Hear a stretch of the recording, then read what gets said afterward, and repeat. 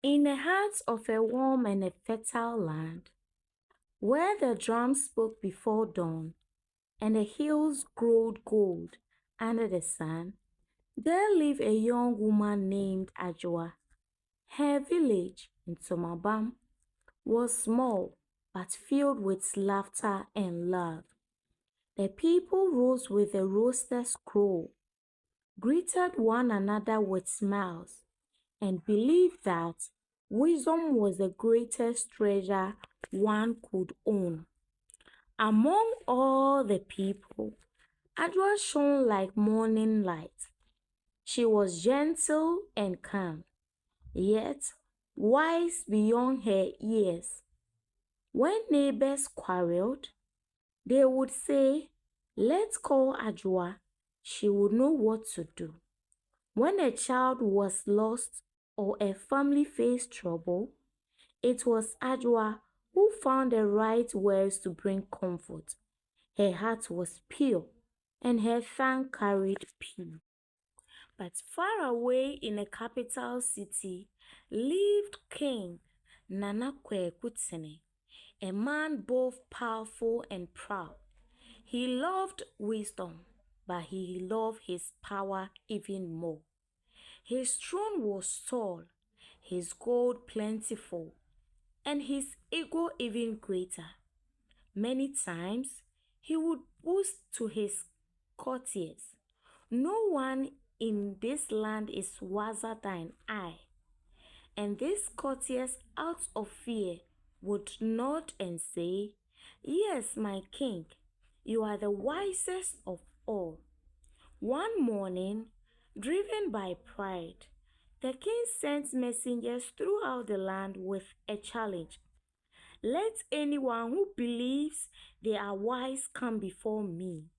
I shall ask a riddle, and whoever answers shall receive a gold.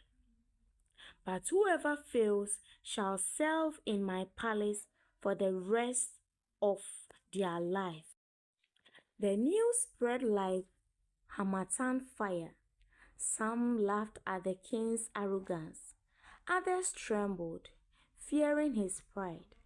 In the village of Ntumabam, the people gathered beneath the boam tree, whispering among themselves, "Who among us can face the king?"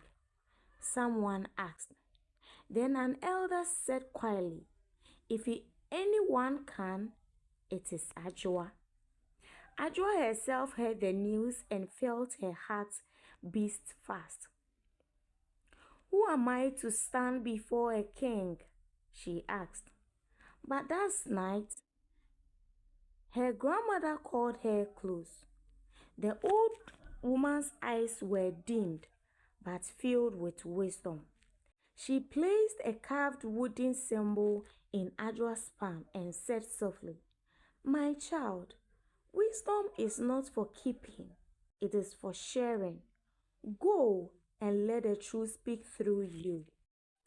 At dawn, Adwoa packed a small cloth bag, tied her hair with a scarf, and set out on the dusty road to the capital. Along the way, she met a weary farmer resting by the roadside. She offered him water, and he thanked her, saying, "Patience feeds the soul."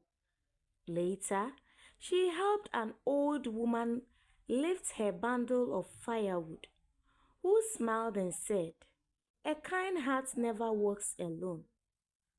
Further still, she met someone who told her, "Remember, pride blinds even the wise." Adwoa carries these words in her heart like seed planted in a fertile soil. Days passed, and finally, the golden roofs of the palace appeared in the distance.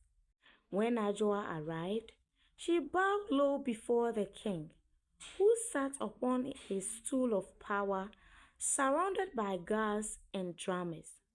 The whole was silence as the king spoke. "So, you are the girl they call wise?" the king asked.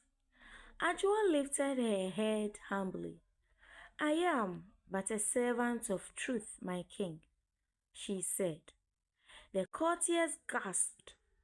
Never had anyone spoken to the king with such calmness and respect at once. The king smiled, amused but curious. Very well, he said.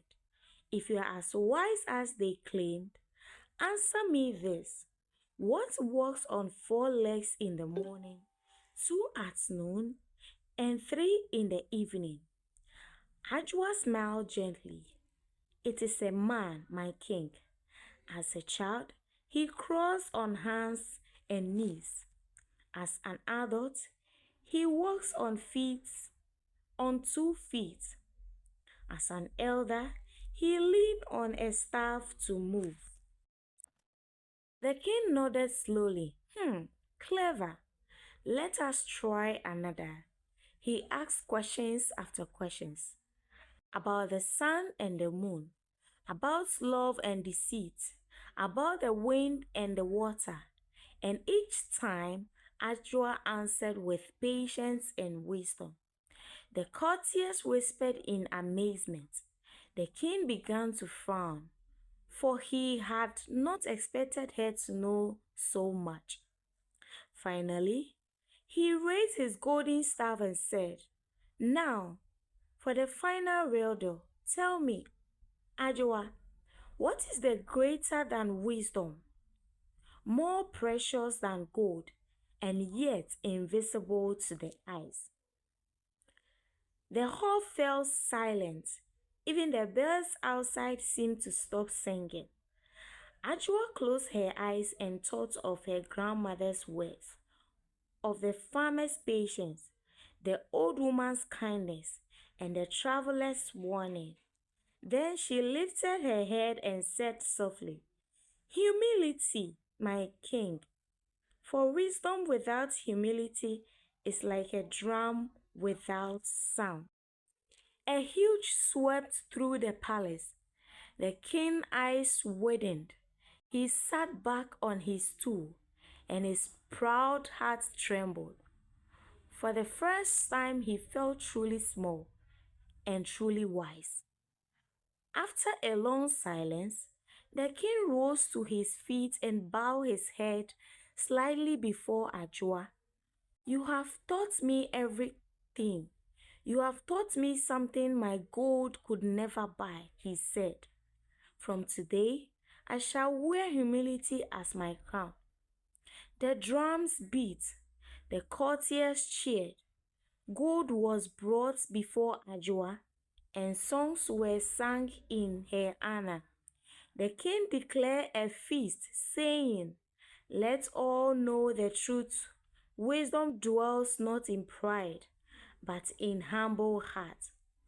When the celebration was over, Adwoa returned to her village, her bag full of gold, but her heart full of peace. The king often visited her afterwards, not to test her mind, but to learn from her heart. And so, under the great boab tree, Adwoa gathered the children and told them stories. She would end each tale with the same words. Wisdom may guide your steps, but humility keeps your path clear. From that day on, the people of Ntomabam live in peace and understanding. Remembering the young woman who taught even a king the power of a humble spirit. And that, my friends, is how Adwoa became known as the daughter of wisdom, and her name was sung in stories for generations to come. Moral lesson: true wisdom lives where humility dwells.